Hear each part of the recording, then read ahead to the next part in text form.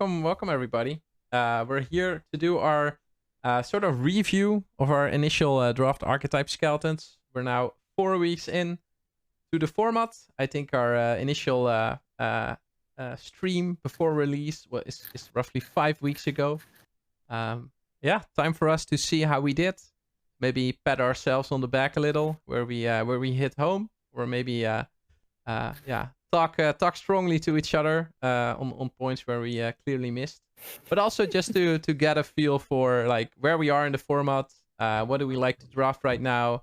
How are we approaching it? Things like that. So before we dive in, maybe a short introduction of the people I have here. Two familiar faces for this kind of thing. Jason and Pawel are back, but also joined by Benji here. Super excited to have you on, Benji. Maybe you want to start introducing yourself first. Sure. Thanks for having me, Sander. I'm Benji, and I go by Tajoordan on like Magic stuff.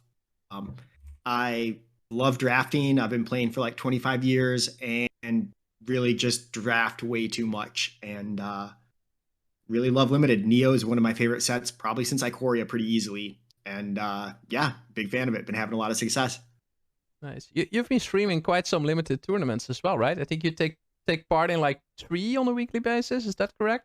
Yeah, I have started doing that kind of since the beginning of the year or so. I play in the Sweatsuit Invitational a lot, which I know you've played in a few of.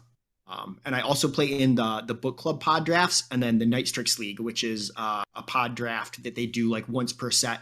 And the finals were actually last night, and I ended up winning. So that was pretty exciting. Congrats. Yeah. Congrats. Thank you. Jason, you want to go next? I'm JasonILTG. I play a lot of Magic. I just got my 50th trophy in best of 3 in this format yesterday. I might be playing the set a bit too much, but I think we're over halfway through it. I heard that it's like only 9 weeks or something, which is crazy. Yeah, that is crazy indeed. Super sick. So the 100 is going to be a challenge, right? I'm not going for. I should play less than I currently am. Probably. I've been playing less than like near the start of the format. Getting more busy. Can imagine the newness is all fit as well, right? I mean, the great part of this format is there's like so much to explore. Like even now, I'm still like sometimes getting decks that I feel like I've never drafted before. So yeah, I know what you say. Yeah. Cool. Pawel? Oh yeah, I'm Sierkovitz. I'm mainly famous for being the first person ever to predict that Imperial Oath is going to be a great card. That was definitely me. You heard it here first, probably. No, I'm kidding with you. I basically dabble with the limited data. I definitely don't draft enough. I just finished my 14th draft of the season. Oh no, 16th draft of the season yesterday. And that's not even close to the 50 trophies. I have a maximum of 5 trophies, which is slightly less than 50. But give me 140 more drafts, and I might get to those numbers. Nice. Yeah, good to have you all on. And let's dive in. So something we are not doing today is building skeletons, obviously, because that's something we do during pre-release season. But just to give you an idea of what we mean with the concept skeleton. So the decks that we'll be showing this evening are decks that we've built 5 weeks ago. And we've built those decks according to these rules. So those decks will include 0 to 2 rares, no duplicates, 0 to 8 uncommons, no duplicates. And the rest is commons with a maximum of 2 each. That's how we've built our skeletons. And that's how we try to build skeletons that are like reasonable draft decks. So decks that are something that you could end up with after an actual Neo draft. And I think when we show the decks later, that you will see that that those are actually decks that look very closely to decks that you might have been playing in the past couple of weeks. Something we do every review is a little bit of a big picture overview, and this is one slide that we used during pre-release. The purple marker or pink marker, whatever you prefer, on the top indicates when a slide was one that we used during pre-release, and if it says 4 weeks in, that means that slide that we're currently looking at is a slide that is new. So this is a slide that we've made before the set. Jason, do you want to maybe go over it quickly? Like what did we mean here? What were you trying to say here with this image?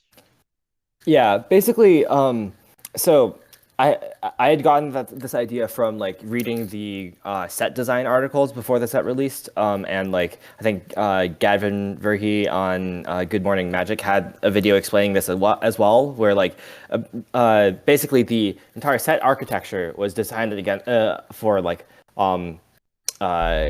tradition versus modernity, and tradition was represented by like enchantments and like spirits and things like that, and modernity was represented by like artifacts. And so like green and blue were on the like extreme ends of those spectrums, where like green cared the most about enchantments, blue cared the most about artifacts, and red and yellow are like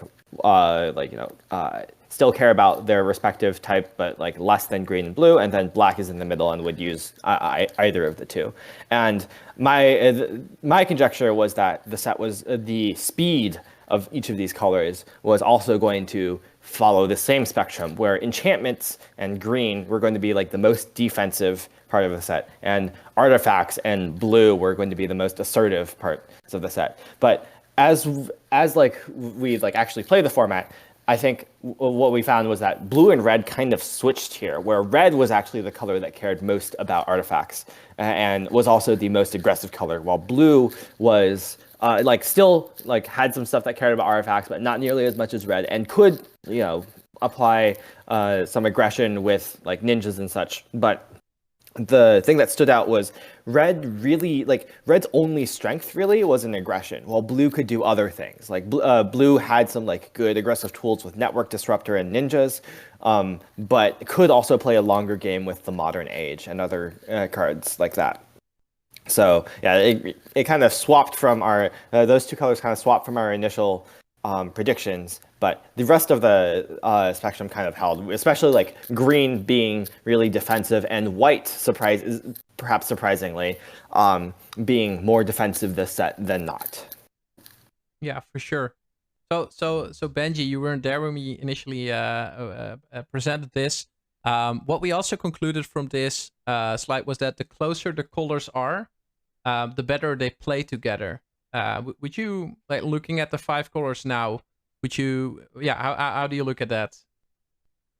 I totally agree with the change of red and blue, and I totally agree that the colors really do kind of play well with the colors that they are nearby, kind of in proximity to. I think the one thing of note for me is that white and green both kind of really occupy that tier of like defensive, and red really occupies like this like super aggressive kind of space where you want to be more red than even like a red blue split. And then blue is definitely aggressive, but it has that, you know, I mean, we always knew it had that like tempo vibe to it or whatnot, but I really like how blue is multidimensional and kind of can play a different game depending on the matchup. And black plays well with everything, and so I think it's perfect in the middle.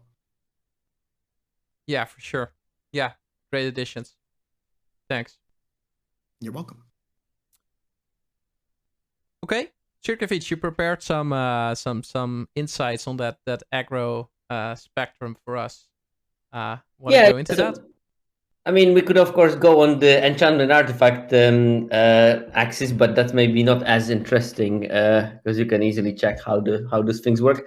But I did I thought at least it's an initial analysis, but I think it's a pretty cool one to build on a bit. It's basically trying to create a metric that would allow you to sort of input your deck and then get a number, and this number will tell you what's your deck's character. Is it like aggro, control, mid-range? And basically the idea behind it is that, aggro decks will want to win as early as possible. Controls will try to prolong the game and win with value because they managed to get to that late game and stabilize the board. And mid-range will have sort of access to both strategies and use them whenever they need to. So if you can go to the next one. So basically, I divided all the cards into sort of 2 broad categories with, of course, the in-between part. So one is that cards that are reducing the length of the games that they win, that they are in. So basically, if you drew a card in the game and you win, that game will last shorter than the games that you lost. So it means that those cards can sort of accelerate how quickly the games finish. And this will be like good aggro cards. Like one of the cards that has the highest value for that is Kumano faces Kakazan, because that's a good aggro card. It will shorten the games, because if you play it early, especially if you play it early, it will just like generate a lot of value. Or you will have it as good finishers in mid-range and controls, and bombs will also have that. And this is the most unfortunate thing, that bombs have the same property, because that sort of ruins the data but ever so slightly. And then you can have an alternative scenario, is that a card, when it's drawn, when you win the game, it will last longer.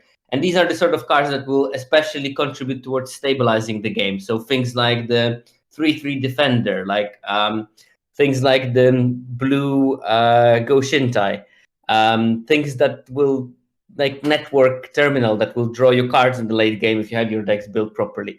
The card that I think has the highest number there is Farewell, because that sweeps everything. So obviously, because you restart the game from scratch, obviously the game will last most of the time much longer from there, because everybody needs to rebuild their board and prolong the duration of the game. So basically, based on that, I calculated this value for every single card in the set. So which card prolongs the game and by how much, and which card shortens the game and by how much. And then I input those numbers for every card in the deck, and I tested it on 78,000 decks, I think. And basically, if the deck was mainly built from the cards that want to shorten the duration of the game, you got a sort of aggro. And if you look at those numbers, the top row of the table are the most aggressive decks. The bottom row of the table is the most controlling decks. And each column is basically you add up 100% of all the decks in each color, and where do they end up on the spectrum from the super fast aggressive decks to the super grindy controls. And you can see like black-red is the color when the most aggressive decks were. So basically most of the black-red decks were occupying this top super fast category. And then things like blue-white and white-green and blue-green, they were the sort of slower controlish decks based on the metric that I used. And we have things that try to be aggro but are not as good as an aggro as the black-red, in red-green, blue-red, blue-black, and white-red. So it sort of like aligns with this spectrum that we showed on the slide that Jason did pre-season. It's only that they missed a lot in terms of making those colors aggressive. Like, I'm pretty sure that there was an idea of making blue-red as a super aggressive deck, but it just didn't work very well. And then also we have like white-black and black-green as those classic mid-range decks that most of them actually end up somewhere in the middle of this spectrum that I made in the data. Yeah, Sander? Yeah, well, it's interesting because I know that some of us have been building quite some red decks recently. And I initially also thought that I wanted to be red-black most of the time. But what I was adding from black were mostly grindy cards, right? I think the red-black uncommon in a sense is pretty grindy. And if I'm adding other black cards, oftentimes it's the 4-drops that you're adding, right? It's a Long Reach of Night or the 2-drop, the Saga. I lost the name. So for red decks, I would ask Tajoordan what he adds, but probably he doesn't even add black, because why would you? But like to finish my thought, when I add blue, most of the time I add aggro cards, right? I add hackers. Is the card that I mostly add when I play red blue. So both red blue and red black are pretty red focused for me. But I noticed that the black cards that I'm adding are typically slower than the blue cards I'm adding. And I was wondering... I'm sure you will add Okiba Reckoner Raid, for example. Or the 3-2 Lifelinker is pretty aggressive in the deck if you can get extra value from ninjutsuing it for 2 mana. For sure, but you also add the 1/1 Beetle quite a bit, for example, which is not an aggressive card, right? It's a value card, but it's not aggressive. So maybe, Benji, how do you see that? Yeah, I think it's really interesting because I think black-red is the one deck where I think it kind of can be grindy in regards to like the red deck sphere. Obviously, there's other grindier decks in the format. But when it comes to red decks, I think that they really want to be like hyper aggressive, and that black-red is the one deck that has red in it that has the tools to play that more mid-range kind of grindy game. And I think that is because of like Long Reach of Night, Life of Toshiro, Virus Beetle, the fact that the Anvil can grind. And so I've actually had less success with the black-red deck than other red two-color aggressive decks, like even just red-white with a bunch of like Moth Rider patrols and stuff. And I think that for me is because the red-black deck does have a lot of those like things that are kind of odds with each other. Like the good black commons and the good red commons are both artifact-centric, but at the same time, they don't necessarily always play together. And so I find my black-red decks that have success are like red focused with like Okiba Reckoner Raid and Clawing Torment, I think is awesome. Those are the two cards that I really like. Yeah, I think the thing that's going on here is, like, if you look at blue-red, right? Blue has a bunch of aggressive tools. Red has a bunch of aggressive tools. But it turns out that, like, the way I've found it to be is, like, it's kind of awkward where blue's aggressive tools don't play as well with red's aggressive tools. Like, obviously, Network Disruptor is going to be really good in your red aggressive deck, right? But ninjas, as a concept, haven't played very well with red cards in my experience, where like red has a lot of cards that like just put a bunch of power and toughness on the battlefield, like for example what's it called, Songshaper, Tawashi Songshaper, the 2/2 artifact common that like gets +1/+0 whenever an artifact enters. If you play Tawashi Songshaper on turn 2, you don't really want to return it to your hand on turn 3 to put a Moon-Circuit Hacker out there, right? Like, there's not that many red cards that, like, ETB get value that you can reuse with ninjutsu, or, like, are, like, cheap things that whose only purpose are to enable a ninjutsu. So like blue has like this aggressive ninja package, right? But like red's aggressive package is generally like more aggressive. Like blue's package it still is aggressive, but has some tempo and value parts of it, while red's is like purely focused on aggression. So like adding blue to your red deck doesn't necessarily make it that much better at aggression, is what I found. And that like makes it like, even though the pieces are aggressive, it doesn't like make your deck that much better at being aggressive. So it doesn't augment your deck as much, is my experience with blue-red. Versus black-red, what black does when you add it to your deck is like, you talked about these like grindy tools like Beetle, Long Reach, Anvil, right? Mm-hmm. The thing about these cards is they like help make it so that your deck can then win in the late game as well, to an extent, where like you get in a lot of early damage with your red aggressive tools, and then the fact that you've put your opponent down a lot of resources with Beetle and Long Reach, for example, lets you push through those last points of damage, maybe with an Anvil, which helps like drain them out, which like, you know, it is a grindy card, but it does also like, you know, have those last few points of reach. And speaking of reach, Long Reach of Night, like, yes, is a grindy card, right? You know, it's a mind rot or attached to a body, but also the body is pretty aggressive. Just like an X4 menace creature is actually really good for closing out the game. Like once you've gotten in that early, like large chunks of damage, gotten your opponent to like 5, then suddenly Long Reach is putting your opponent down 2 resources plus giving another essentially 2 bodies, since like it's probably going to be attacking for a pretty large amount, and they'd have to double block it if they want to block it.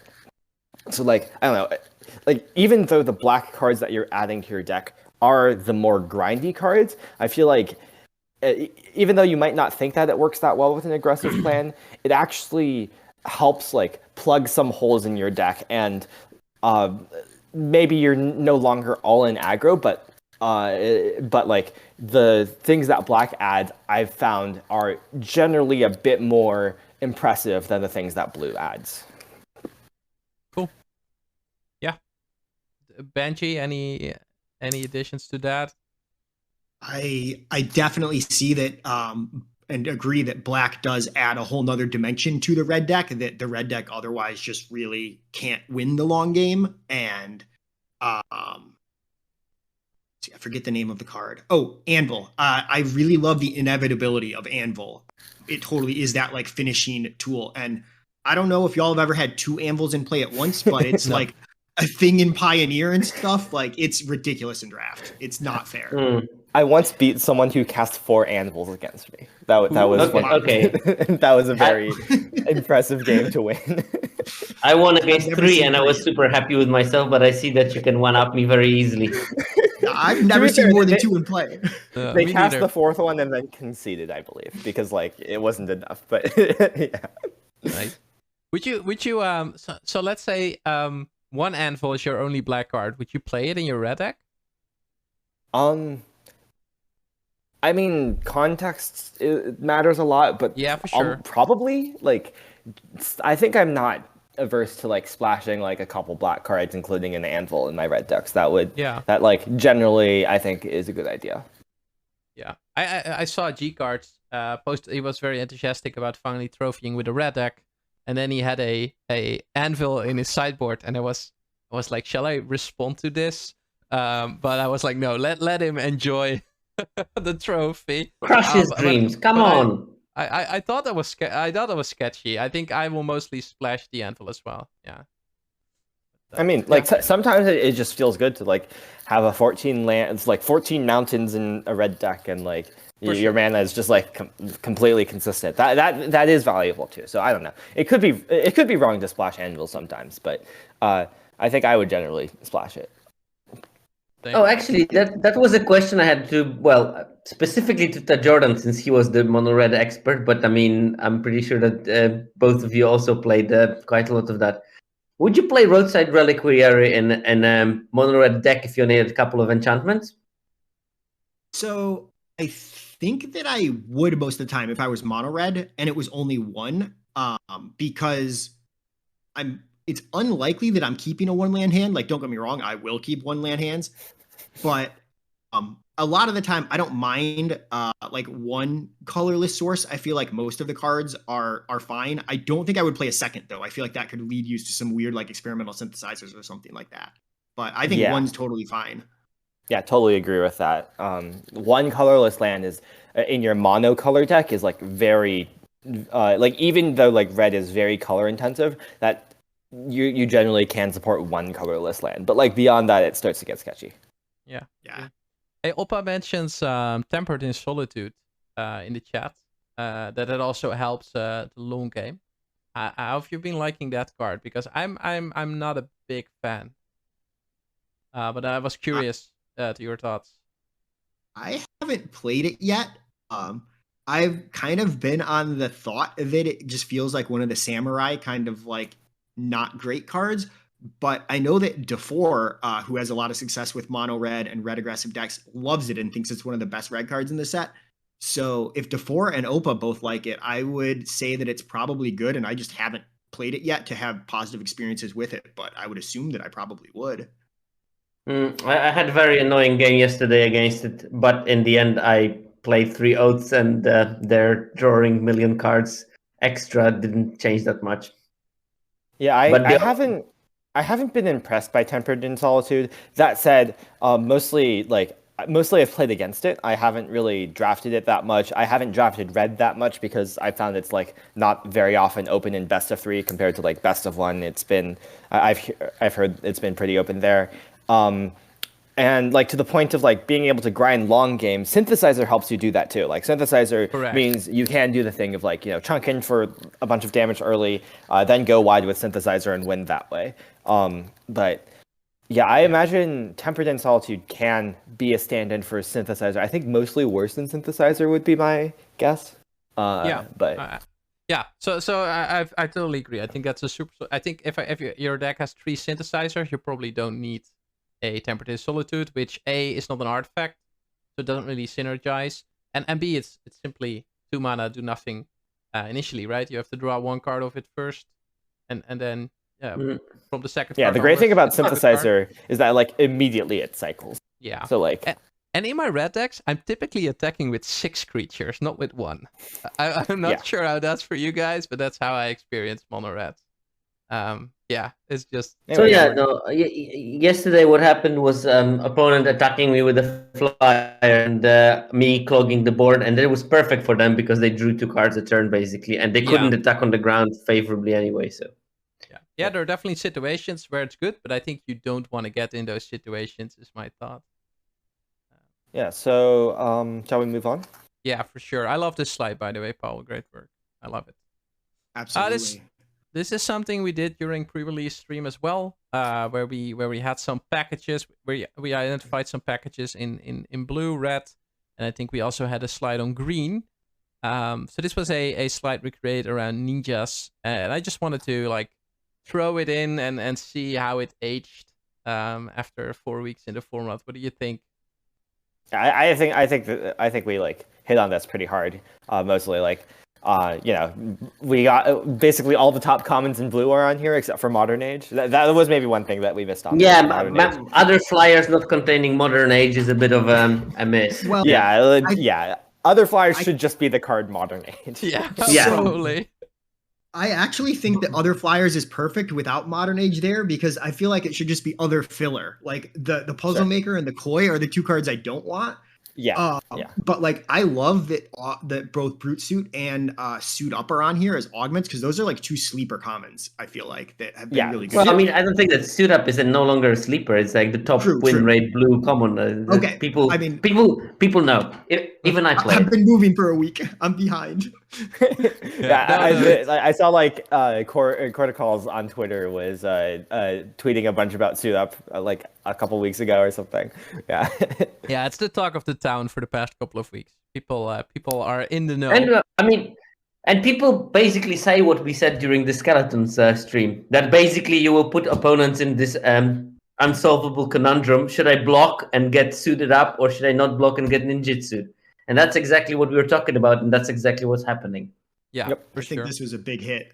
Yeah, so agree. I made a 4 weeks in slide. I do think we missed a little on the Puzzle Maker and the Koi, but I think the rest is spot on. Yeah, but I mean, I think that we should be super proud of ourselves hitting on Searchlight Companion and on Suit Up. Yeah, for sure. Because I mean, the rest was sort of obvious. I mean, Specialist and yeah. Okay, same question. Red. More misses than hits here. Yeah.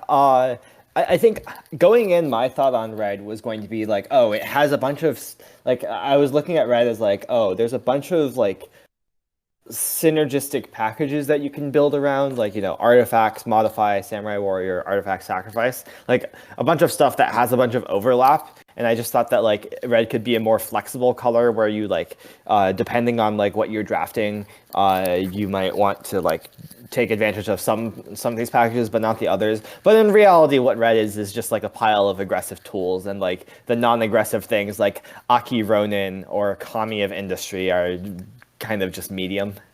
Yeah. I think that this slide was just to show what the 4 archetypes are supposed to do, but not necessarily that these are the cards that you want to do it with. I do like the modify package though. I have been playing Ember Keeper and Renegade quite a bit if I get enough of the 1/1 artifacts. Yeah, definitely Ember Keeper can do some work with Rabbit Batteries and what's the other card called? Simian Slings and Iron Apprentices as well. Iron Apprentices, yeah, for sure. Yeah. Renegade put me to gold in constructed, so I just made myself like this jank deck with the Renegade and just like green red modified creatures. Easy gold. Nice. Hey, the Renegade attacks for 5 on turn 3. It's kind of crazy. Like it's better than it reads for me a lot of the time, but it's not for every deck either. Yeah, it definitely takes some setup, but it can be pretty powerful. Yeah, the 3 toughness is really good on it. Yeah, I got absolutely crushed by a deck that like consistently had turn 2 Renegade, turn 3 like Hot Spring or something. Even though Hot Spring is not a card I like that much, but yeah, it was. I've come down so much on it, and it breaks my heart. Yeah. Hey, same thing for green. I noticed the 4 weeks in is immediately there because I didn't adjust anything to this, so that's a bit of a spoiler. But how do we like our green package that we showed? I think Careful Cultivation is a miss, and apart from that, it's pretty good, no? I will defend Careful Cultivation. Me I too, think Careful Cultivation... It's fine. It's a fine card, yeah. It's a fine card. Yeah, it's slightly underwhelming and just like... Okay, it's not bad.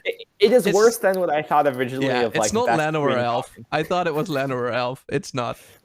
Yeah, but I thought it had Flash upside too, which it does, but yeah, but like it's fine. It's passable. The ramp I think is less important here than we initially thought. But like, yeah. I think the biggest hit is how big Seasons of Renewal is. Yeah, but I mean, and we were right. I think it's still the biggest. But I'm really, I do appreciate that Jason said, I have to defend careful cultivation. It's possible. With friends like this, who needs enemies? Well, everyone keeps saying it's horrible. But... Indeed, people have been. I didn't say it was horrible. I think we missed on it basically because it was not as good as we were hyping it. Yeah, that's true. To be fair, I also think Season of Renewal was a bit less good than I thought it would be. Like, you can't just like jam 2 in every green deck. I think. Like, I think you do need more setup than just jamming 2 in every green deck. But... Yeah. No, I agree. Oh, talking of the card we have on this thing, I did like a sort of analysis I didn't write up anywhere yet, but I'm going to show it probably at some stage. I looked at all the cards in terms of multiples of it. So basically, which cards perform better in multiples? Just, like Imperial Oath is performing the best when you have 5 copies in your deck. Synthesizer. Song Shaper. Yeah, but DJ. But Jukai Preserver was shockingly performing very, very, very, very well when you had 5 copies of it as well. And there was you should ask NCAA about that. NCAA's first trophy deck had 8 preservers. Oh my God. Okay, I guess they snap I can see well. that happen. How do you even block that kind of deck? Okay, I'll block. Okay, I'll just channel preservers, and then I will Season of Renewal and rechannel them. Thank you. I mean, I think it makes sense, right? Like, Preserver as a card, like, it's just like a fine body if you have one, but if you like just play a 4/4 every turn, that like starts to become pretty hard to beat. Yeah, exactly. I think that it's like very good in slowly bleeding any kind of resistance from the opponent. Like the first one is you can deal with it. The second one probably too, but like the fourth one is the one that gets you sort of. No? Yeah, like the first one you can like double block with a 3/4 and a 2/2 or something. The second one maybe you like the double block is enough threat that like it keeps both of those back. But then like the more and more you have, the harder it is to like actually start like dealing with all your opponent's 4/4s. Like maybe I can chump and race in the air, and then there's another 4/4, and you're like, uh-oh. Yeah, exactly. Okay. So that what are our like general topics that I wanted to revisit during this stream? I think there were so what we mostly do when we do our draft archetype skeletons initially, we only look at the 2 color pairs, right? Sometimes we highlight how easy it is to maybe do multicolor or how hard it is, but we never go into like less obvious archetypes. I think there are 3 that we didn't touch on that are pretty hype at the moment. Mono red, which we already kind of discussed. There's also mono black. I have a screenshot of a deck from NCAA who just rated us. Oh wow! Shout out to NCAA for that. And then a 3 to 5 color good stuff pile from Oppa, and I think more of us have been playing that. So let's go into it and maybe share your thoughts. So the first one is a recent trophy deck by Cordicals, completely mono red. Triple synthesizer, triple battery, triple amber keeper. I was guesting on his stream when we drafted this. Arena was down, so we had to move over to MTGO, but super sick. I think we discussed. Also, in that stream, you also got some money with Boseiju, right? Yeah. We had a pack. Yeah, we opened a foil Boseiju and a non-foil Boseiju in the same pack. And people had to explain to me how it could be that the non-foil was worth more. Like from my me. Yeah, I was like, how is that even possible? But apparently that's a thing on MTGO, which was fun. Any thoughts on mono red that we haven't touched on? Otherwise, we'll just move to mono black. I just think that it's the best deck to play the most spells in, and that the red cards work better with more red cards than with other red cards. But I think we've pretty much touched on all this. Yep. I only have like one thing to add from someone that never drafted mono red, but looked at a lot at the data of first picks, and it's not the kind of a deck that you can force even if you open a good red rare. I saw that like bunch of good red rares are the ones that actually are the biggest trap if you want to force them as your first picks. Because if you don't have it absolutely open, so this is the kind of a deck that you realize that you're on it in pick 6 or pick 7 when you see that something went that late, and not in pick 1 when you open the Goro, because that's a trap that you can fall into, or the mythic red dragon. That's one of the biggest traps of the format, when people try to force it when the red is not open, and instead of abandoning it and lower their win rate, basically. I have one more note there. Yeah, go. The way I found myself getting into mono red is, like Pawel is saying, and kind of keeping an eye on those first couple packs. If you wheel Tawashi's Songshaper in particular is a card that comes around a lot, and when you see that on the wheel, that's kind of like your signal to like give it a go. Yeah. So that's why I never drafted it, because I tried to do that and I never wheeled them, and I just abandoned the color and did something else. Yeah, I haven't had much experience with mono red, just because like I think in best of 3, maybe this is small sample size, but like I do have a decent number of drafts, which is still small sample size. But I have felt mono red, or like red in general, to be less open in best of 3 than best of 1. And I like looked at some of the numbers and it seemed to bear that out, but like less than I thought it might. But yeah, I don't know. It just hasn't felt open to me in best of 3, unfortunately. I think what this deck does highlight is that most of the red commons are actually playable in this deck. Right? I mean, you're not sad to play an Ogre or 2. You're not sad to play a Gift of Wrath or 2. I think literally every red common is playable here. Aki Ronin. Which one is Aki Ronin? The 1/3 for 2. Yeah. There's also Aki Warpaint, which is kind of medium, I had a 7-0 deck with 3 Aki Warpaints and a Kindled Fury. I've actually realized that, like, I just kind of think you need the spell density at like 1 and 2, and like, sometimes your Aki Warpaint gets blown out, but it deals some damage. Yeah, that makes sense. Also, like, I have been pleasantly surprised by like Gift of Wrath being like, still playable minus, but like not by that much. It still does damage. It like, sometimes wins you the game. And same with Shattered State Sarah. It's like, you don't really want to 5-drop, but also it's like can sometimes steal games. It's not absolutely horrible. Yeah. Agree. Big agree. Mono black. It's an NCAA deck. I haven't seen this. I'll be honest. This is NCAA. So I know that NCAA has been doing this, but I wrote a Twitter thread, I think a week in or so, something that I found a lane that I was pretty happy with, which is basically starting out with black and then seeing what I would pair with it at some point, because black plays so well with itself that I was fine like being like heavy black and then playing whatever color that turned out to be open as a second color, right? I wasn't worrying about making a deck. And I think that's kind of the logic behind why mono black is performing so well, because it kind of is. I think it is because all the cards play well together. Is what I see. Any thoughts? I had a mono black, well, not a mono black deck, but with a splash, and it was sort of the same. But yours is more aggressively tainted. Mine was like mono black, but grind basically. And so I think that mono black has quite a range there.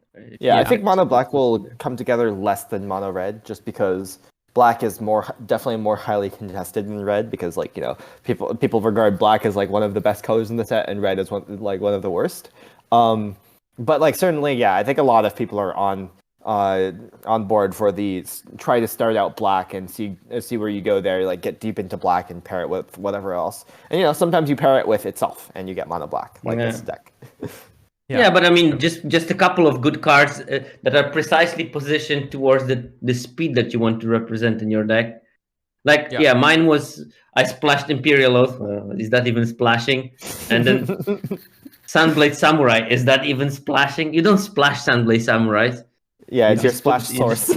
You just put them in. And then a couple of removal. And the rest was mono black with Invoke. And it was definitely not the deck that you have. It was much slower. I played a bunch of lethal exploits and things like that, and just like played towards this upper end of the deck. But NCAA mentions Yeah, go ahead. Go ahead, Benji. No, go ahead. Oh, I was just going to say, on the more controlling end of this deck, I would picture it being a very great place for the Kami of Terrible Secrets. Yeah. Kami is great in most black decks. I was surprised this deck didn't have any, but I couldn't find any completely mono black deck outside of this one. Most decks are like heavy black with a couple of non-black cards. But mine generally have like 3 Kamis. Yeah, I definitely love that. I think in black. Go ahead. Oh no, just like I would love to have more Kamis, but I never seem to get them passed for some reason. Pick them high, folks. Yeah. I think like in black, Kami and Blade Blesser are interesting because like I think Kami is generally like better by a decent margin. But it is like it is the grindy version of Blade Blesser, where like both of them care about having an artifact and enchantment, and both of them are pretty powerful when they're on. Like a 3/2 Death Touch Menace is like a pretty good aggressive threat actually. For sure. But like Kami, I think is generally better. It's harder. If you turn it on, it's like harder for your opponent to play around that, where like Blade Blesser does just trade with a not spirited companion, Searchlight Companion. So yeah, I don't know. Agree. Blade Blesser I found to be just like a fine threat. Just my black decks don't need it usually. Let's move on to 3 to 5 color good stuff. I called it 5 color good stuff on this slide, but let's assume I said 3 to 5 colors. I have a very spicy Oppa deck here. That he posted on Twitter. I've been liking multicolor. I know, Jason, that your decks are mostly 3 colors, right? Is that a correct statement? Yeah. Like if you count splashing, definitely. If you don't count splashing, it's probably something like 50% have like more than a slight splash. First of all, like adding white for oaks doesn't count as splashing. I think we determined that already. So now let's assume let's assess how many splashes do you play. Probably 0 now. Jason plays a lot of mono red now. I do not play a lot of mono red. My last 5 decks were all like 2 colors. One of them had a splash. But after that, it's like 5 like 3 color decks in a row, all splashing a 4th color as well. So I do tend to play a lot of colors, and splashing is just easy in this format. Like you have Network Terminal and Ecologist Terrarium in colorless. Then you have Grafted Growth in green that helps you even double fix. And you have other tools in other colors as well, like Prosperous Thief in blue. I had a like base blue deck that was splashing a bunch because it had 2 Prosperous Thieves. You can play Undercity Scrounger in black. That one's a much worse card, so I would caution against doing so. But sometimes, like I've definitely played some Scroungers in decks where like I needed the artifact for my Kamis of Terrible Secrets. And like I had a bunch of removal that meant that I was like more able to make a creature die to like control when I can use Scrounger to make a treasure. So yeah, I don't know. Kami War is a completely reasonable first pick that and like completely reasonable pack 2 pick when even if you like don't have fixing, there's just enough ways to get there. And yeah, I agree with Oppa. First pick Network Terminal over any like medium commons. I love. I played Network Terminal in my almost mono black deck because the card is so good when you have when you need to draw cards later in the game and you have a couple of artifacts lying around. And like when you have Imperial Oath in every deck, like just an additional mana source. Exactly. 5-drop. Yeah. I needed it for the Imperial because obviously my mono black deck had Imperial Oaths because that doesn't count. And I needed it because, well, sometimes because I played Imperials, I might not have the 4th black for my invokes. And sometimes I had Containment Construct that I played as a chomper, and then it was busted because I was drawing extra cards from it every turn. Yeah, for sure. So I want to shout out Ethan and Ben because they have been pretty spot on, I want to say, throughout this Neon format. I think they were pretty early on the red train. They highlighted the black synergy as well during an episode, and they recently had an episode on 5 color good stuff, or at least they called it splashes or piles. That's what that was the difference that they were making. So they had decks that splashed, and they had decks that were simply piles. And they also highlighted Network Terminal, and I have been started to pick it up earlier. Definitely thanks to their podcast among other things. I think what you said is completely true. If your pack only contains C's and C pluses, pick the terminal up, right? If it's pick 6, pick 7, just make sure you have one. Totally fair point. Two notes on these like 5-color piles I really love as well. One is that I think I saw Opa post either this deck or a different similar one on Twitter, and so I ended up with like a 4-color Brilliant Restoration triple network terminal deck, and it was one of the most fun decks in the format that I've ever had, and I love it. And second, Sam Black did a drafting archetypes pretty recently on 5-color splashes, and that was super solid listen. I think I listened to that on the way to work yesterday and really enjoyed it. Is that the new one? I still didn't listen to it. Top notch. Definitely highly recommended, just like all the other ones. Cool.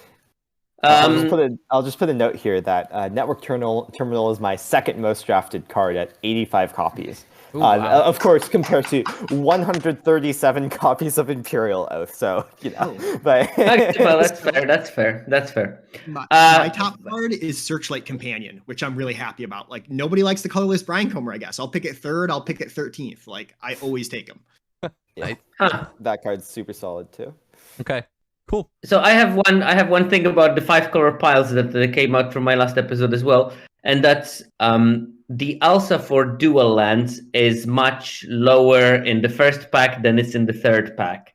So what it means is basically people ignore dual lands in the first pack much more, and it's easier to pick them up. So this is the time when you should probably focus on getting those lands if you are planning to be in a pile of some sort. Because in the last pack, people just decide, where's my fixing? I need my fixing. And they prioritize lands much higher. And you can see that in the data. Yeah, I suspect people also, like, in the first pack, they're like, I really need to make playables. Let me take this, like, decent playable over this, like, dual land. And then in the last pack, they're like, I'm good on playables. Like, let's start taking a dual lands instead. When then, like, in fact, like, you can, at the start, just say, okay, I'm probably going to be good on playables no matter what. Yeah, exactly.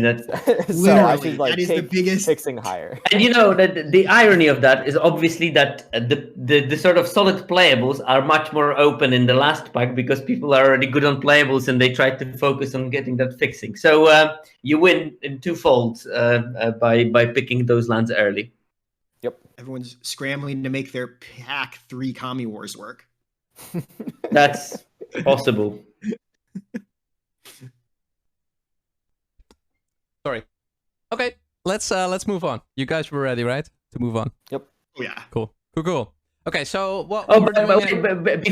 Because there was the talk about the most drafted commons. For me, it's number 1 Imperial Oath, number 2 Searchlight Companion. So I'm sort of hybrid of Tajoordan and Jason. You're a fanboy. That's good. Nice. So next 20 slides are basically 10 old slides showing our skeletons of each of the 10 2-color archetypes. And then after that, there's a slide with a recent trophy deck in that same 2-color archetype. And the question that we're going to answer is basically, would we be happy to run these initially built archetype skeletons through a run on the ladder, basically right now? If so, why? If not, why not? And maybe also highlight some cards that we would rather swap out for different cards now that we're 4 weeks into the format and obviously have a lot more information. First one up, Simic. I think during pre-release we concluded that Simic was basically green with a couple of blue cards. And this was one of the archetypes that we've shown off. Double Careful Cultivation. Behold. I think Roaring Earth being a bit of an interesting card here. Yeah, there's some sketchy cards here like Roaring Earth and Thirst for Knowledge, but yeah, and Containment Construct. I don't think it will be good in this particular function. Yeah, and we really missed on not putting Modern Age here. I think I was gonna say I really wanted some Modern Age. Yeah, for sure. Yeah, but on positive notes, the Harmonious Emergence turned out to be fine, so that's a good. Yep. Also, we have one geothermal Kami in here. Should have probably been 2, but we had 1 in. What I remember is that we thought that Construct would play well with Channel. I thought we somehow had the idea that this deck would end up with 7-8 lands into play, and that we could start like discarding cards and then replaying them with the Construct. I think that was that hasn't happened as much. You have better things to do with your mana. For sure. Also, not enough splashing. I'm happy with Construct in some decks. If I have Modern Age, that's super good. This deck is missing 2 oaths. That as well. And Armor is making a fair point in the chat. So indeed, our idea was probably to skip the 3 slot with double cultivation, and that simply hasn't been how it played out for me, at least. And there's definitely too low on sagas, this deck. Definitely too low on sagas, and Armoric does point out the lack of the 3-drops, but I think that part of the skeleton was planning to also have the Tanuki channel on 3, because I believe y'all were higher on the channel in general. Yeah. Correct. I think this deck is missing just a bit more value in it, basically. Where is Bloody Boseju? Yeah. Where is Boseju? It's a Roaring Earth. It's a Roaring Earth. Oh no. Yeah. We have Boseju at home. Okay, let's look at a recent trophy deck. This one by the 4. I picked this one particularly because it had double cultivation in it, which I liked. It also has the same. So you basically are going to prove that your double cultivation decision in the skeleton was right, because exactly this insane pile has 2 as well. Exactly. Well, this one has Walking Skyscraper, Kyrie, and Invoke the Ancients. That's this one has a couple more reasons to go up on lands than ours. Also 2 Modern Ages really helps with that too. A couple more Modern Ages. Yeah, you can always discard the Careful Cultivation. Wait, is this? This deck is running the Blue Shrine for Mill. I love it. Yeah, it's sweet. Yeah, I mean, it's came to me more frequently than I wish to probably admit, but self-milling with the Blue Shrine, it's pretty valid in some cases when you have the right deck for it.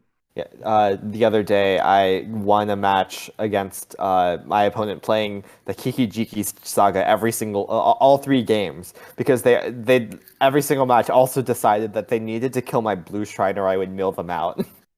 So that cleared the way for my other threats. So that was nice. Okay, next up, Izzet. Yeah. Shout. What do you like here from our initial build? I mean, I think it's a fine build. I mean, most of the things, there's the automaton, there is the network disruptors. I think this build is just a bit more blue than would generally happen. Yeah, maybe these days. I think this one strength of Izzet is just being heavier red, and just having blue for network disruptor, the Mechanaut, and Moonstare specialist. And the hacker package is one I'm not as impressed by in blue-red personally. Yeah, makes sense. But I mean, would you think that you would? How would you go in a draft with a deck like this? I mean, this is a fine deck. It's I don't know. My guess would be 2-1 in best of 3. Yeah, in a deck that doesn't even have a rare, I think it's a bit top end heavy to run double synthesizer. I feel. That might be the case. The deck is a bit clunky. The hackers and mostly this is a hacker disruptor specialist deck. Yeah, with the red companions added as well. in to confuse you. If you shave off the Koi, the Spellbreaker, and the double 5-drops, and throw 5 1-drops in here, I think it's super solid, and you're going to hit a trophy. That's exactly what I want to do. Maybe 4 1-drops in the Modern Age. I think Modern Age plays well in literally every deck. Yeah, agree. Okay, let's look at That's something I'm not gonna challenge. Let's look at the trophy deck. Which that's more like it. Which is from Icky, this one. It's pretty similar in the sense that it runs Disruptor, Specialist, has the automation, double synthesizer, but I think it does a bit of what we said, right? It shaves a bit on the top end. Yeah. Yeah, the triple apprentice is really nice. Yeah. Love the apprentice. Yep. Yeah, this one's like is a lot more red as well, which is nice. I think that the blue-red deck is the only place that the Sky Swimmer Koi is like remotely better than filler. And like I have had a decent amount of success with the Koi in these blue-red decks. Yeah, agree. Pretty suspicious that every winning blue deck has the unspeakable in it, says Opa. Yeah. And all the red decks have Steelbreaker. What the hell? Yeah, turns out the card is pretty good. Yeah. God, I thought that card was busted. a rare during spoiler season. Like I think when I was listing my top uncommons, I didn't put Behold the Unspeakable in it because I thought it was a rare. Yeah. Makes sense. Next up, one of our favorites. We called it artisects, or at least I tried to introduce that term, but it didn't stick. Yeah, any thoughts? Shocker. Yeah, I think this is just like again I mean, higher curve than it should be. A bit like the two commies are a bit questionable, but like other than that, Scroungers really are solid. questionable, I guess. Oh yeah, I mean, okay, Some- to be fair, like if there was like a second anvil, I might be in for the Scroungers. Yeah, I think so too. And yeah, of course we couldn't put two anvils in because our restrictions. But I think that was a thought. The Spark Reactor is crap though. Oh yeah. Dragon Spark Reactors hanging out there being unplayable. Yeah, who knew? I feel like if there was a Scrounger deck, which I think the 1/4 artifact black card is pretty unplayable, but the cards that it works with are all in this deck. Like it has the Dockside Chef to sack, it has an anvil, and it has the reactor, which are kind of like the three cards for me that are like. Also Smelter. Okay, Smelter is a big one too. Oh, Smelter, yes, great call. Yeah. Oh yeah, that's a good one. Yep, those are really the only cards that I think make that card kind of playable, and this does have a lot of copies of it. So I will push back energy. I will push back slightly and say that Scrounger, I think, has a place as one of the worst splash options. Like if you're really desperate for splashing, Scrounger can do it, especially if you have a bunch of removal. And I have played some Scroungers for that purpose before. It's not pretty, but it kind of works. I've also seen it doing some decent things in the Spirit Sister, called whatever the recurring nightmare thing. Yeah, I like it. Oh, that one's that's hilarious. I remember being pretty high on Kami of Industry during Priest because I thought there were quite some artifacts that were valuable to get back. Like the 1 mana what's it called? Kunai? The dagger, the removal spell, the Kunai. Ninja's Kunai. I thought Mender would be super solid to get back. Virus Beetle would be super solid. There are quite some artifacts with a enter the battlefield or leave the battlefield trigger that is pretty valuable. But for some reason, the card is not. Yeah, I'm hardly playing it. I don't think I ever played it. Yeah, the big problem is it doesn't it's do what 5 the mana. red wants to do. Yeah, it's 5 mana, and also like Kunai, you need 7 mana in order to use that. Virus Beetle still works, I guess, but like, you know, Virus Beetle is best on turn 2. And like obviously it's really good with Mender, but you know, that's an uncommon. You're not always gonna have Everything is it. good with Mender. Yeah, exactly. Like the only thing that's not good with Circuit Mender is 2 lands. Yeah. If you had a careful cultivation, it would be. Yeah, maybe. Yeah, well, of course it would. No, but I think it just like Kami of Industry just does the opposite of what the rest of the color wants to do, and it sort of like misses out on that it sort of acts in the opposite direction than what color combination wants to do, and you just end up with a card that just is not in harmony with the rest of the stuff. Yeah. You know what would be great? If it were like a 6/3. I think if it were a 6/3, it would be like significantly better. With trample. Sure, yeah, 6/3 with mana trample, saga. that would be great. Oh yeah. Yeah. Nice. Ooh, if it was a saga, yeah, maybe. And then it turned into 6/3 with trample and haste. Yeah. Okay, this is Now we're talking. very pixely screenshot, but I wanted to include a deck from Ethan because he was onto this pretty early in the format. This is a red-black deck. I think he played pretty early on. Double anvil as well. Never lucky. That's a work of art. Yeah, that was on the day one. I think I've seen him play this deck. Yes, it's very early. I'm not sure why the screenshot is so bad, but yeah, I think most of the stuff we said, this deck is doing better than the previous deck. Yeah, I still think that Dragon Spark Reactor is crap, and it was fine maybe on day one, but those kind of tricks reactors were patchwork automatons, though. Ooh. Yeah, I think the reactor isn't bad in this deck with 2 anvils. Like if you have 2 anvils, sure, you can maybe play 2 reactors. I'm interested by the terrariums here actually, but and also I suppose like Containment Construct is just there to be an artifact. Yes. Yeah, you can channel the twin shot sniper. Yeah. I did that once. Yeah. I dealt 4 damage to something and killed it with the channel first and then replaying it. That's something that happened. Oh, you can also channel Ronin. Whoa, that's an engine of its own. Oh yeah, okay. That's there we go. There we go. Such a good engine. I have to use that engine one now Oh, that's a really good one. That's I had a green-red aggro deck that had the Shigeki loop randomly in it, and I actually burned someone out from 8 life with twin shot channels. I don't think they were very happy, but it was glorious. Nice. I do like the terrarium, so I've never tried it myself. But with the anvil, it's these. I mean, you sack it, you make a 1/1, you put a counter on something. But there's nothing to splash here, but yeah. Yeah, so I mean, I like terrarium in my decks when I need some extra artifacts when I want to keep something on board, and I played decks when I use terrarium as my sort of thing to cast my black enchantment that kills a creature on, so that I don't get blown out because I can play it on terrarium, or things to have on board to tap for the network terminal so I can loot basically. But in this deck, I don't know if I'm really that keen on playing it on turn 2. I don't really need a land on turn 7, so I don't know what it's doing there. It's cool. It's cool. I remember us calling Reactor. What was it? The red-white card from Ikoria.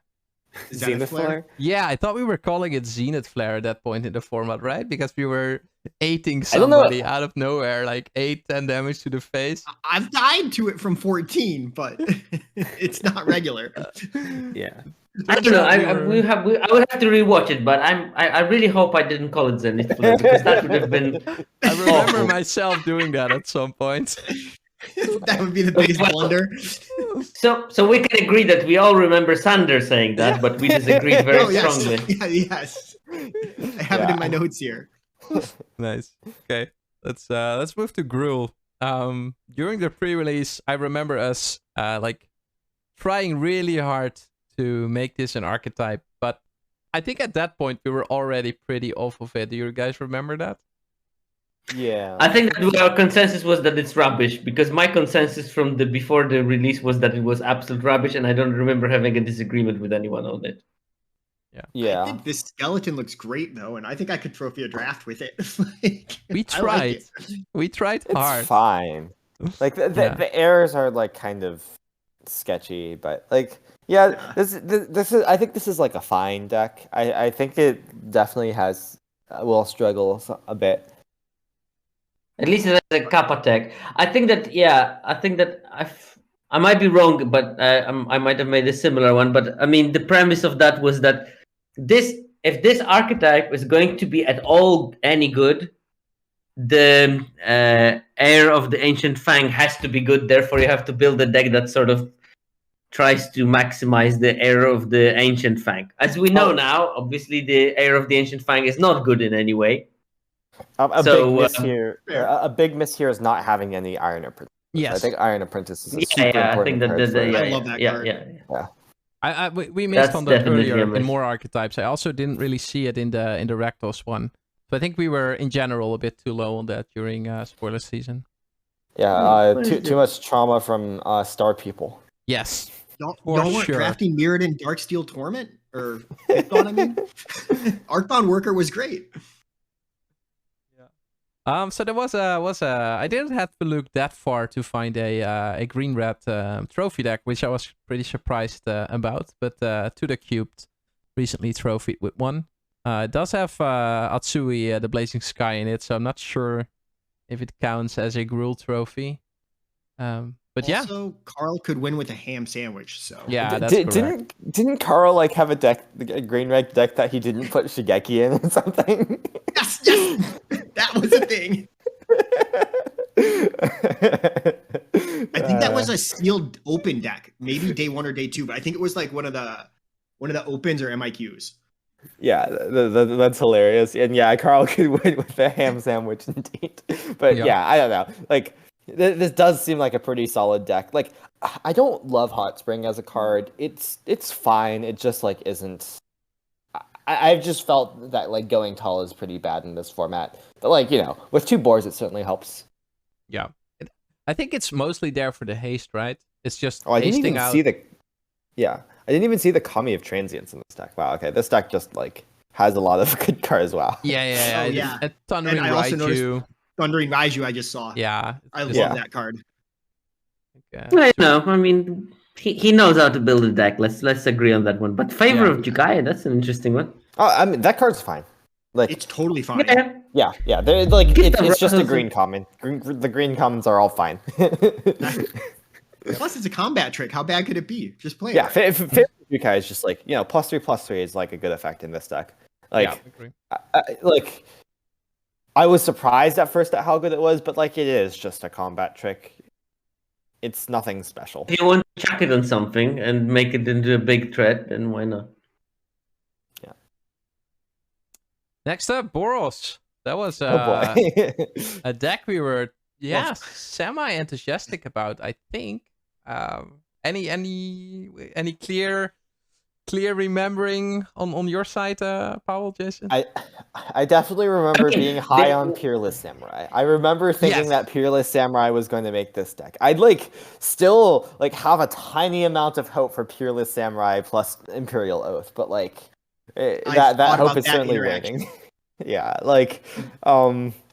I did think going in, I thought that this deck might be a thing. I think a bunch of people were low on it, but I thought that it might be a thing with Peerless Samurai letting you play a more controlling game, like Peerless Samurai and Tempered in Solitude giving you some value, getting you to your oaths. It just hasn't turned out to be good. Well, it turns out that you don't need to get into your oaths with extra mana because you just get there anyway. And yeah. I had a dream that it could be like a deck where you had a bunch of Moth Rider patrols and Aki Warpaints, almost like Arachnoforms and Battlefield Raptors, but it did not play out like that, and I realized that I was just putting white cards in decks that should just be red. Yeah, the problem with that is that Arachnoform is a green card, which had access to Snakeskin Veil in Kaldheim. And here, Aki Warpaint is red, so you don't get... safekeeping. I think if there was a cheap green aura, that could be a real deck maybe in this set. But without safekeeping, it's really tough. Yeah, agree. Okay, I did manage to find a trophy deck. This one by Icky. I think Icky had 2 in a row at some point during his. This deck is wild. But this one only Icky can trophy with this. Yeah, this deck contains quite the bangers. That's my amount of Kumanos and Michikos. Jesus Christ! I mean, what is that even? I looked at my trophy deck in white red, and I thought, oh, right, that's like a deck. I just put cards together, but this is just it must have been opened widely. The red. Yeah. How do you even get 4 Kumanos? I've had 3 Kumanos, and it feels like you can't lose if you win the coin flip. There's just not a way. Yeah. I just need 2 drops, basically, no? Last night I had a draft where I could have had 4 blue shrines, 4 of an uncommon. But that uncommon's a bit less good than Kumano. For sure. Especially to have 4 of.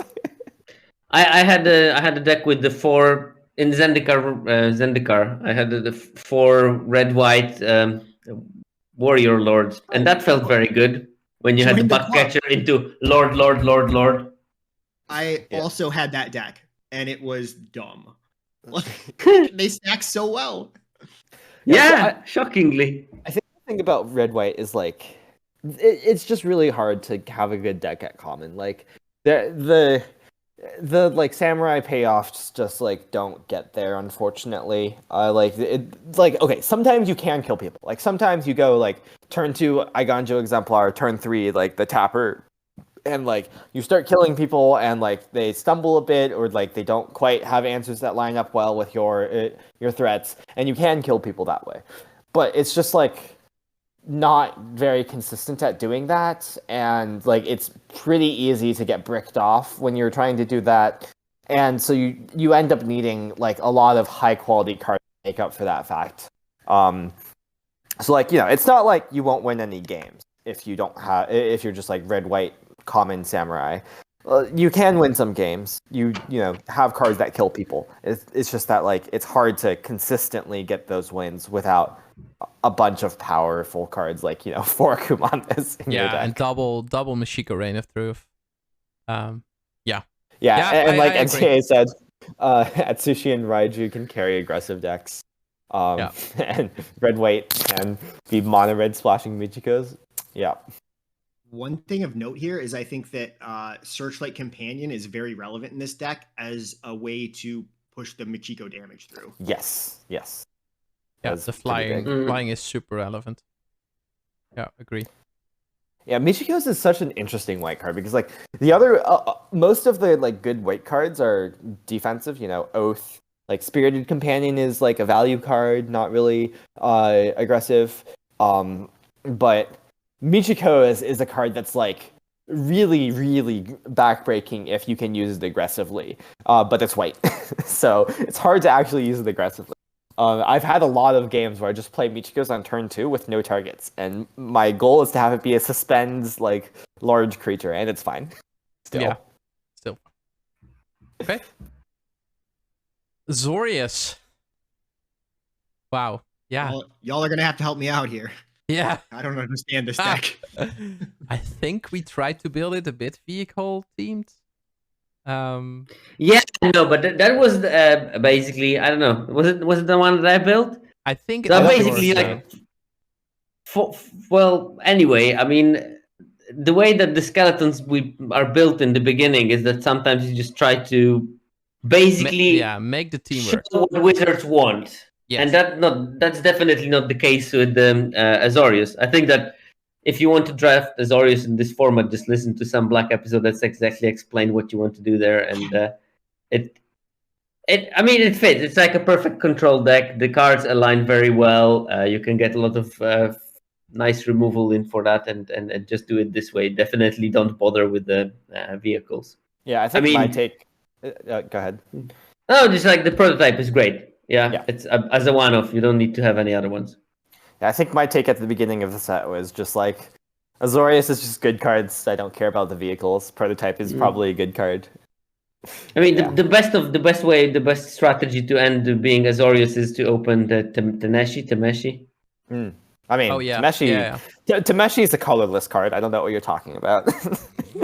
I mean, yeah, if you play Oaths, then you have already white, so that's good. And then, since you already have white because you play Oaths, then you just need to splash a bit of blue and you have a Tameshi. Yeah, I see how your brain operates. Yeah, more seriously, what I mean is that like if I open the Tameshi like and maybe not like maybe even pack 3 pick 1, I'll like try my hardest to like play that card in my deck because the card is just busted. But yeah, so I trophied with basically a mono white deck that splashed Tameshi and maybe something black as well. It's but everything else was white or colorless, and Tameshi made it work because I only won the games when I played Tameshi. I've probably had many green-black decks that are just splashing Tameshi. But I mean, if you already have green and black, you might as well have all the other 3. It's not that difficult. So Tameshi is an easy splash because you use your network terminal to play it for blue, and then you use your network terminal to activate it for white. Like it's really simple. I've played Secluded Courtyard. The the land that you have to choose a creature type, and like it can tap for mana for that mana, but only for that creature type. I've played that card twice now, purely just to splash Tameshi as like it's my only Merfolk and my it's my only Moonfolk and my only Wizard. But all it is an untapped blue-white land. That's nice really wise. I think it's really interesting. This deck has 9 vehicles and 8 drivers. Yeah. There's a born to drive. There's a born to drive. Born to drive, double driver. Fall of Lord Konda also becomes a driver.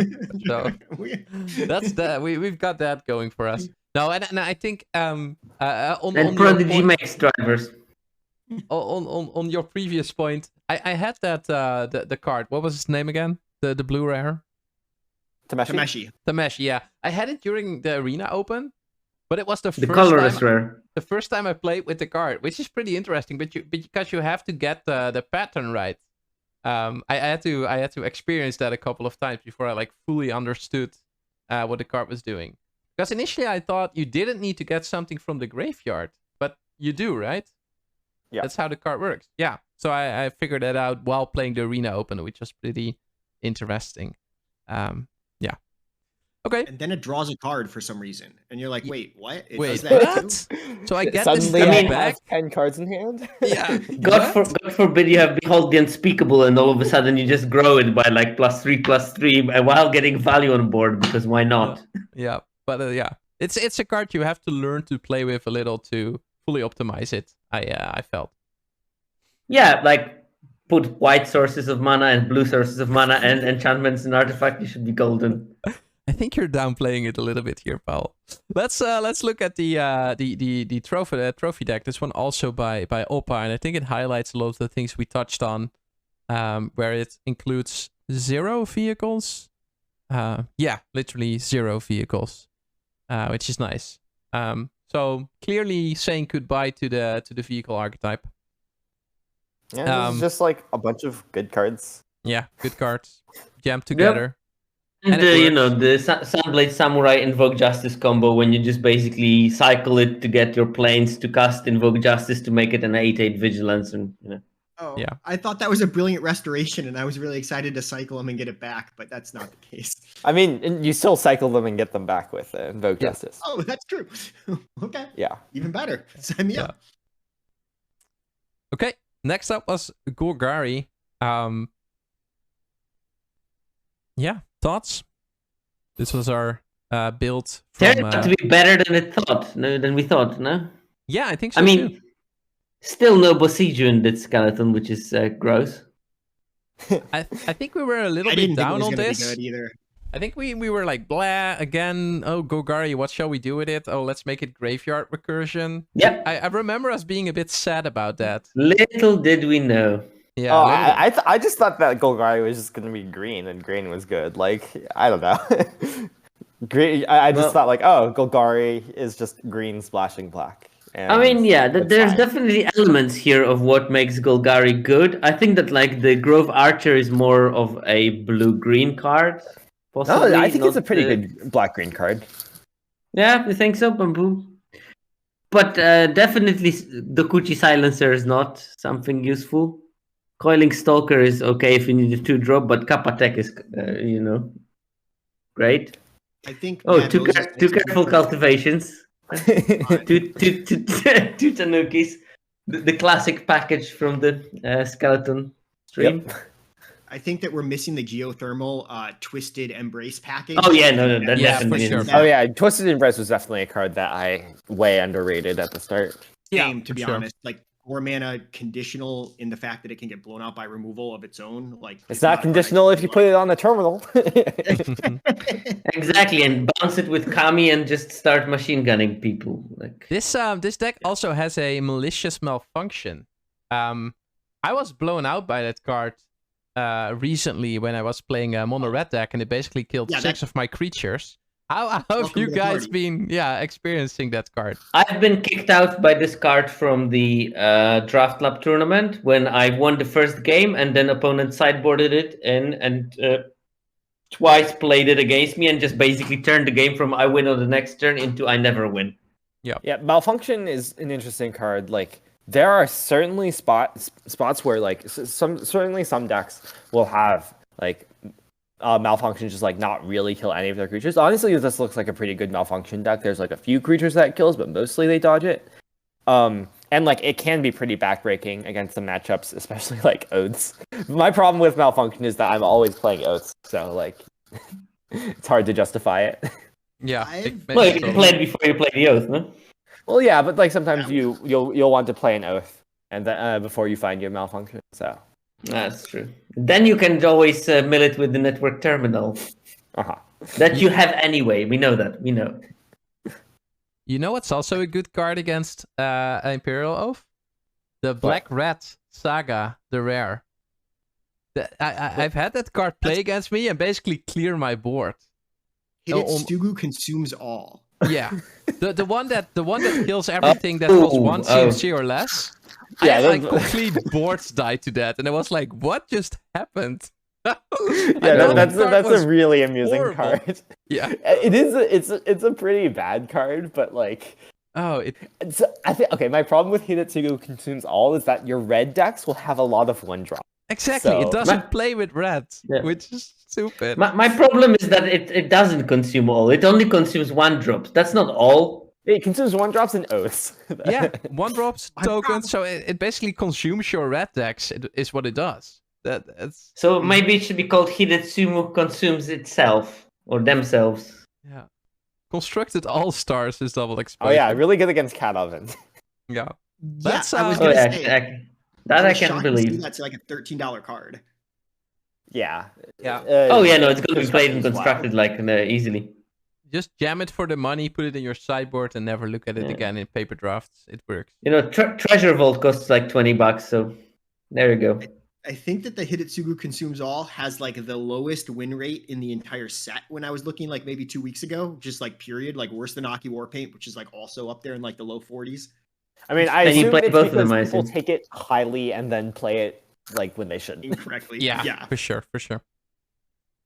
This is a trophy deck by Icky. I think it fills a lot of the gaps that we talked about. It does have the Kami Twisted Embrace combo, which is nice. Yeah, and the Kami and Gloomshrieker is also not a mean combo, and yeah, for sure.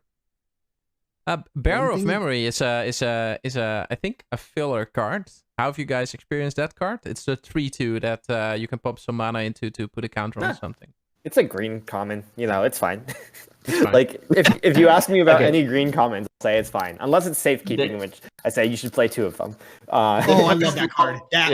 I'm so happy to hear you say that, Jason. I try to get people to play 1, and they're like, "Why would I ever play this?" And I'm like, "I never cut the first one." Yeah. Which card? I'll never cut the first cameo safekeeping. You should never cut the first one, and like it's pretty good to play 2 of. I played 2 easily, and it was fine. Yeah. Yep. I think I'm gonna have to go now. By the way, I have a thing in a couple minutes. Sure. But yeah, I think you guys can take care of the rest of this without me. We'll do. There's no more oaths, I guess. So there's a green light, and I mean it's colorless anyway, so that's true. Yeah, but have fun in whatever you have to do. Bye. Yeah, thanks, and Jason. see you soon. Bye. Let's see. So, that of course. I mean, this deck looks great. I mean, what do they want me to tell? It's Icky's concoction. Icky knows what he's doing. It's also I'm surprising with the Dokuchi Shadow Walker there. It's hard to mess up green black. I feel like all of your card quality is just so strong that. There's Blossom Prancer. I guess it's a good deck. Indeed. No, this deck. I think black green decks in general are just decks with good cards in it, and they trophy based on that. And I think this deck is doing that. Yeah, just look at the amount of 2-for-1ing in there. It's like Circuit Mender, Gloomshrieker, Geothermal Kami to rebuy something, Gravelighter to get 2-for-1 very easily. Everything. It's and then Season of Renewal, so you can get the 2-for-1s back and make them 4-for-1s. Yeah. Only having 16 land and 2 communes, so that like you're not flooding. Like this deck is just really well put together all around. Yeah, well built. Yeah. Agree. Okay, Selesnya. I think Selesnya was pretty clearly the enchantment deck already during. Hey, look at the careful cultivations. Yeah, we were pretty high on it. But we have a Besieger. We have a Besieger. I'm proud to say we have a Besieger and a Visitor in this deck.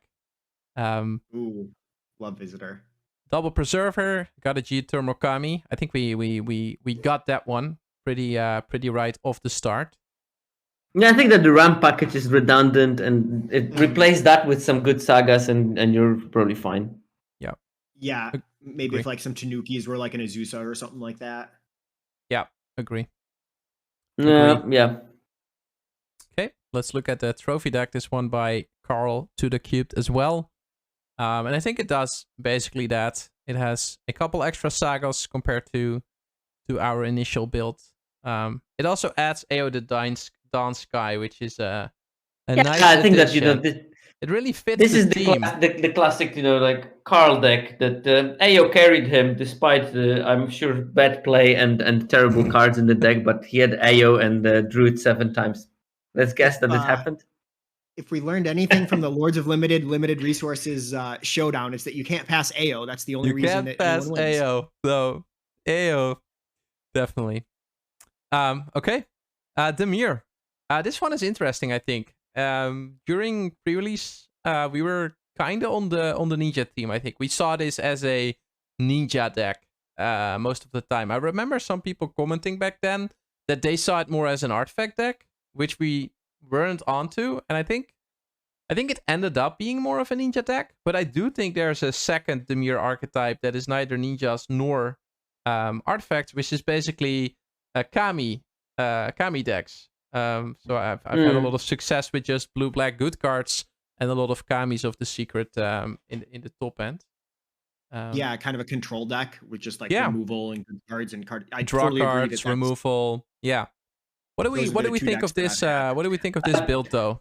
Wait, of the build that we originally put in, it looks like it's exaggerated. It does have the Modern Age, which is quite interesting. It does have the Munzner prototype, which I think was maybe a miss. Although it's an interesting idea to play it as a sort of 5-mana bury in books. Octopus, I think, is a big miss, and I wish we had a Searchlight companion. I think that works really well with ninjas. But I think this deck is a pretty big success overall. Yeah, more beetles. Yeah, definitely. The hackers are missing here. They are more important than the Dokuchi Silencer and whatever. Yeah, I don't like Kaido's Pursuit in my ninja decks. I haven't really played much of that. I don't know if it's a sealed deck card. I didn't play the opens. But it's the discard to give everything menace, right? I have crushed people with that card. Okay, so you've had good. Okay, I will have to try it out sometime. I don't pick it. I don't pick it highly. Definitely not. But I think it's a fine 23rd playable in decks like this. Where at some, because giving your creatures menace opens up so little block opportunities for your opponent. So it opens up a lot of ninjutsu stuff and just dealing damage. Yeah, it's fine. It's fine. I've had fine experience with this. A blue-black Sagas deck from Sierkovitz. 5-mana crabs or gas. Opa is an innovator, but we knew that. Blue-black is actually the best as a poopy reanimator deck, says Opa. I should try that out. I don't think that's the trophy deck we have here. I'm going to try that later today. Yes. Trophy deck is by Vivale. It is a ninjas deck, I would say. It does have some sagas, but I think this is mostly a ninja build. Do you guys agree? I mean, it has 1, 2, 3, 4, 5, 6 sagas and 3 ninjas, 4 ninjas. It's hard to say. I mean, it's clearly Dimir, but I mean, it felt more saga. Right? Yeah. Are you not counting the Nezumi Prowlers as ninjas? Because it's got like, I think 6 or 7. It is quite high on the ninjas. Deck. Yeah, but I do agree that it has some artifact synergies. There is the Kami of Terrible Secrets, which is totally playable here, given the amount of enchantments. It's a bit of both. Yeah, I would run this. I would definitely run this. I think this deck looks great. Looks sick. I want a Ninja in an Izumi Prowler and copy it with Replication Specialist to give a couple things Death Touch. But yeah, you know, that's just my dream. That sounds great. Yeah, solid deck, fulfill.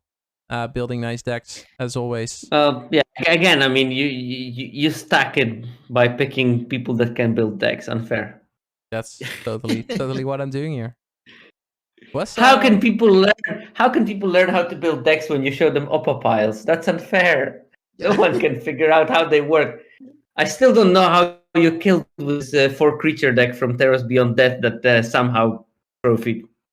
Oh yeah, Oppa is one of the real masterminds of Limited. Just I remember in Ikoria, Oppa just kept putting like a bunch of mutates on a hexproof winged Pterodon, and like it would just wreck me, and like no one else did that. I did reverse mutate piles when you ramp into the Pterodon. I did those. Learning from the master, I see. I think Orzhov back to, sorry guys, I'm directing you back to the slide. Orzhov was one of our bigger hits, I think, which is kind of funny. But I think we nailed the artifact enchantment package. I would say. I think the Grease Fang with the Dragonfly suit is a bit of a stretch, and the recovery unit hasn't been great for me. But outside of that, I would run this. This looks very similar to my general white-black draft. Any thoughts? Definitely looks like a trophy. I mean, I think that I would prefer to play white-black as a sort of grindy archetype, and I would want to do it only when white is quite open, and I can get all the, deal 4 damage to something, and then have an inevitable late game with the Oaths and Oath is missing here. That's Oath is the one missing card. I think this deck can grind pretty well with the 2 companions, the 2 virus beetles. Naomi. I think the commons like really well selected here. Let's look at a trophy deck. This one by Dafor. Splashing Tamashi. Something we've talked about.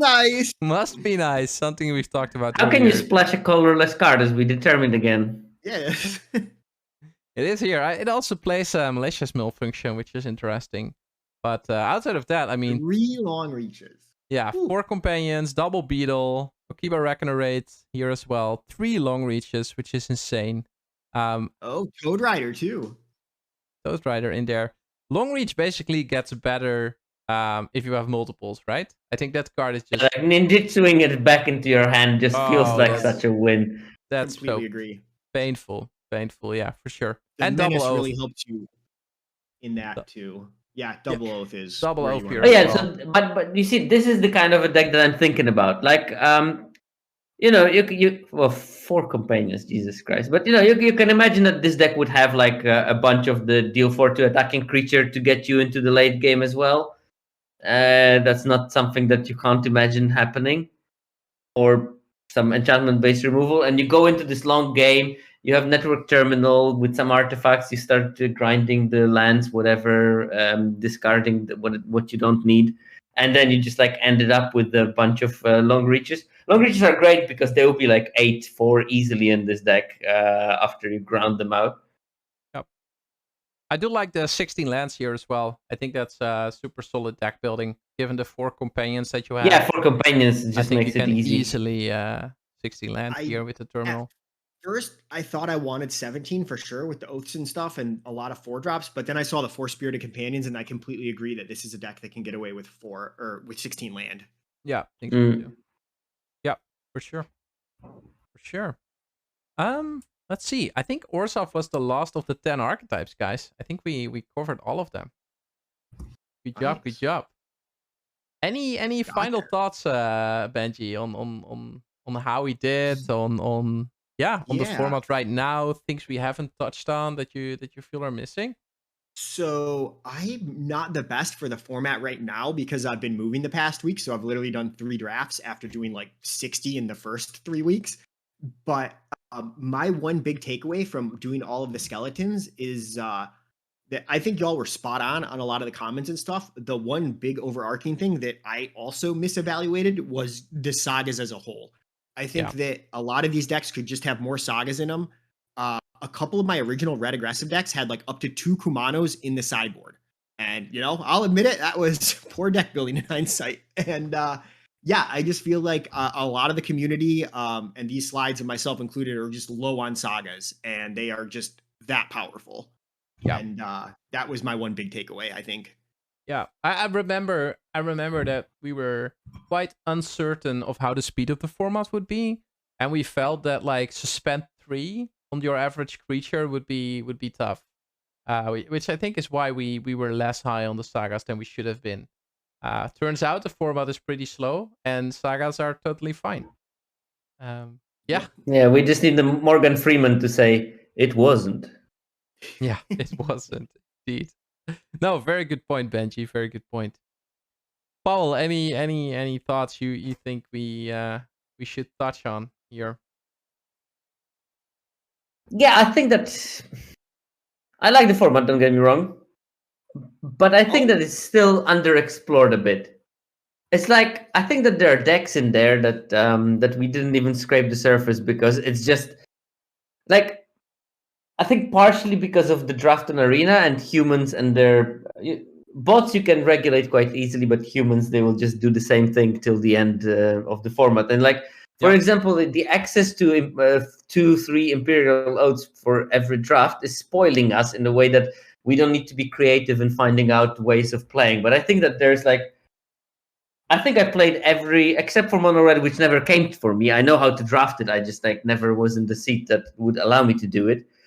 It's the only I played every single monocolor and trophied with most of them. So I think that there's so much that you can draft in this format. And we still didn't do it, which is a bit disappointing at the end of the format. Yeah. I think a lot of the rares are cool in that sense, right? So this deck had the Meshi, and we touched on that one earlier. And I think that's a great example of a rare that if you're never played with it, as soon as you get it, like it changes your deck, right? It changes what you're doing during the games. It changes which routes are good for you to take during a game. And I think there are quite some rares in the format that do that. So I think that adds a lot of like newness. Yeah, exactly. Well. Yeah. And I think that there is quite a range for every archetype of what they can play in terms of aggression, defense, and you know, I can imagine playing like very grindy blue-black decks and some decks that are blue-black but are actually quite aggressive. So yeah, for sure.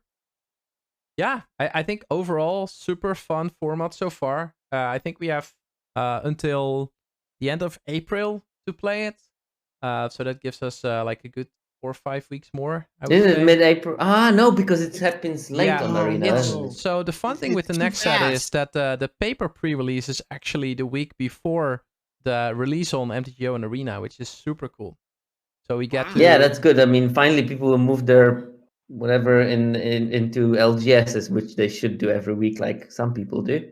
Yeah, for sure. So that means that the pre-releases are actually going to be like fresh, which is a healthy change from what we've been seeing. I mean, you mean fresh after a week of assembling skeletons, speculating on the theory crafting, and yeah, but as somebody who builds skeletons, I think you would agree that playing games is actually like gives you a ton of information that you're missing on building skeletons, definitely. right? I mean, there's a big difference there. Yeah. But you have to also keep that sealed is not as synergistic as draft will be, so that obviously skeletons are not as important because you will get there on the power level, I think. Yeah. Okay. Thanks everyone for being here. I think we had a super audience, lots of engagement in the chat. NCAA bringing people in with the raid as well, which was super cool. I'm looking at the audience, and we have probably like you know, I'm not talking about you guys, but I'm talking about myself. Definitely better players than me in the chat commenting with Oppa and NCAA. Better players than I too. Yeah, for sure, for sure. But yeah, happy that they're sharing their thoughts in the chat as well. I think that makes it super cool. Benji, before you sign off, do you want to like just tell us where people can find you, what you're up to the next couple of weeks? Give us. Absolutely. So I've moved into my new spot. I did my first stream.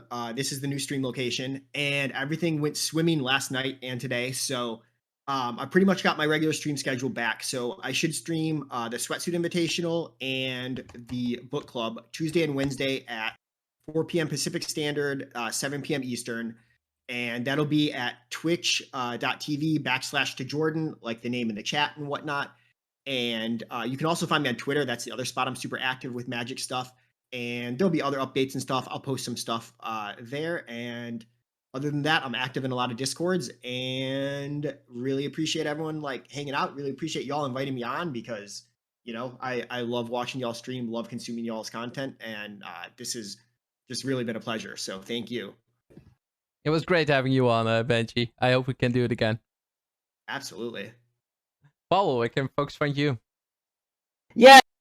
Also say that you should go to Tajoordan's stream and watch him. He's like super enthusiastic, the human version of a Labrador that also plays very good Limited. So I would highly recommend you go to visit Tajoordan's stream and enjoy that. If you want to be it for the world of pain, you can join my stream where I'll be just blabbing about the data. And I recently don't stream too much of gameplay, but mainly because I was quite busy at work for most days, and I only limited myself to the seminar streams. But I'm hopefully looking to start playing a bit more and streaming the gameplay as well as data. But I had some really, I think, interesting data streams recently. One of them was looking at the importance of marrying your first pick and looking at cost of abandoning your first pick and the benefits of keeping it. And I also looked at the speed of the format and trying to figure out numbers behind what deck is mid-range and control. So yeah, trying to do some theory kind of magic that accidentally is happening during the Kamigawa. I really liked the slide that you showed us today as well. I think that was out of a previous seminar as well, right, Pawel? Yeah, no, I shamelessly copy-pasted them from there, yeah. Yeah, no, that was super cool. That was from 2 weeks ago, actually, but yeah. And will this podcast too, right? Yeah, will this be in the special episode on the podcast again, Pawel? Oh yeah, I can put that on the podcast, no problem. Cool. Especially that I won't record a seminar this week, probably because of other arrangements. Oh, nice. Well, I'm a seminar behind, so that works for my schedule. Nice. Oh, don't worry. There's still going to be my content somewhere. It's just not going to be my seminar, probably. No. Okay. Well, let's wrap it up here. Thanks everybody again for sticking around. We'll be Before you go, I would really like to use a second for showcasing you, because Sander is organizing those and is putting so much more effort than any of us to run them that it would be a shame not to give him a bit of a kudos for that. Yeah, Thanks, I think that we definitely need to give Sander a shout out. Sander is just one of the most amazing people, really brings people together. Awesome on Twitter, awesome on Discord and stuff. And one of my first experiences streaming was actually doing like a co-stream with Sander. And so, yeah, Kirsten's is just amazing. And thanks for having us. Yeah, thanks, folks. Thanks for putting this all I together. remember, Benji, you doing the Tajoordan thing, and that's still in my Twitch entry. So if you come to my Twitch channel, you'll see like this short video on who I am and what I do, and that shot is in there. So yeah, thanks for that. So good. That was so good. All right. Okay. All right. Y'all have a great evening. I'll cut the video here, and thanks, boys. It was awesome. I'll be playing a little bit more Best of One before I go to bed, I think. If you want to stick around, feel free. Otherwise, talk to you later, guys. Yeah. Oh, son, I might listen to you playing and make fun of your misery, but I'll pass on chatting. Yeah, I'll be in the chat after I grab some water. Oh yeah, that I might do. Yeah, but thanks for organizing again. Yep. You're welcome, folks, and see you all on the streets of Cabana. We'll be back with Archetype Skeletons for sure.